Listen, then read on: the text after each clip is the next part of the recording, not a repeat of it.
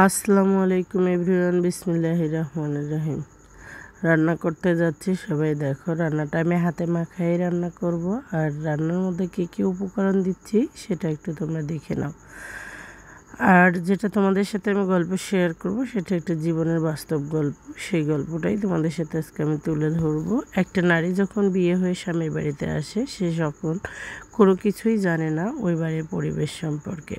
একবারে ভিন্ন পরিবেশে ভিন্ন মানুষদের সাথে থাকার জন্য বাবা মাকে ছেড়ে চলে আসে।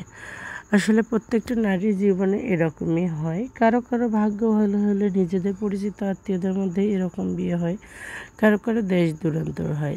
তার ব্যতিরিক্ত আমিও নই, আমার দূরান্তরেই বিয়ে হয়েছে, কিন্তু বড় ভরসা নিয়ে স্বামীকে বিশ্বাস করে স্বামীর সংসারে এসেছিলাম।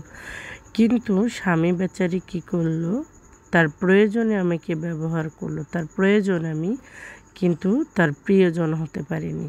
তার মা, বোন, ভাই, আত্মীয় স্বজন তার কাছে অত্যন্ত প্রিয়, অনেক অনেক বেশি প্রিয়। যখন আমি নতুন ছিলাম তখন একটু একটু কদর ছিল, যখন আমি পুরাতন হয়ে গেলাম কদরও ফুরিয়ে গেল। তার কাছে শুধু আমি হয়ে উঠলাম একটা প্রয়োজন। তো যাই হোক, এরকম হয়, অনেক হাজারো নারীর হয়। কিন্তু যে স্বামী বুঝতে পারে না যে তার স্ত্রীটাকে অবহেলা করলে সমাজের মানুষ তার স্ত্রীকে অবহেলা করবে, আত্মীয় স্বজন অবহেলা করবে, সে মানসিক প্রশান্তি আর কোথাও পাবে না। আমি যদি তাকে মানসিক প্রশান্তি না দিই, সমাজের বা পৃথিবীর অন্য কেউ তাকে আর এই প্রশান্তিটা দেবে না। তো যাই হোক, আমার বেলায় ওরকমই হয়েছে। আমার স্বামীর কাছে আমি প্রয়োজন মাত্র। তো একটা সন্তান থাকার কারণে তার পাশে আমি পড়ে আছি, শত নির্যাতন অত্যাচার সহ্য করে। কিন্তু আসলে এটা ঠিক নয়। আমার উচিত ছিল এর শুরুতেই এর সমূলে উকড়ে ফেলানো। যেহেতু আমাকে নিজেই সব কিছু করে খেতে হবে, সেহেতু আমাকে সন্তানটা নিয়ে তার এই মা ভক্ত জীবন থেকে ছুটে চলে যাওয়া উচিত ছিল। কারণ আমি বাচ্চাটাকে নিয়ে যদি নিজে একা একা বেঁচে থাকতাম, অনেক ভালো থাকতাম, এক পথে থাকতে পারতাম। কিন্তু এখন আমি যে পথে আছি, বেঁচে থেকে মরার মতন আছি।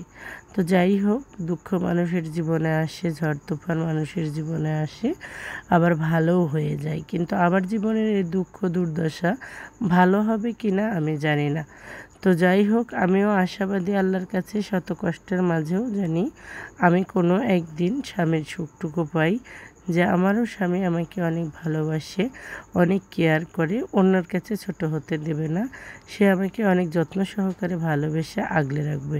আল্লাহর কাছে আমি এই দোয়াই সর্বক্ষণই করি।